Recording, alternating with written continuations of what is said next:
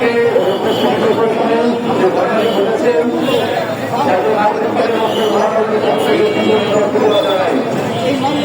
যারা প্রকৃত যারা প্রকৃত কারাবন্দী ছিল তারা কখনো আমাদের সাংবাদিক ভাইদের উপর হামলা করতে পারে না। অতএব যারা এই হামলার সঙ্গে জড়িত তাদেরকে অতিরিক্ত আইনের আওতায় নিয়ে শাস্তি দেওয়ার ব্যবস্থা করে করা হয়। কিন্তু তার কিছু করা নয় যে সাংবাদিক ভাইদের উপর গতকালকে হামলা করা হয়েছে, এই সাংবাদিক ভাইরাই জনতার আসাম সাহিব শহীদ আবুল শহীদের ভিডিও ধারণ করেছে এনার আমরা নতুন বাংলাদেশ পেয়েছি। আর এই সেই সাংবাদিক ভাইদের উপর যেভাবে হামলা করা হয়েছে তারা আসলে আমাদের গুণাই করতে হতে পারে না। যারা এই ঘটনার সঙ্গে জড়িত যারা তাদের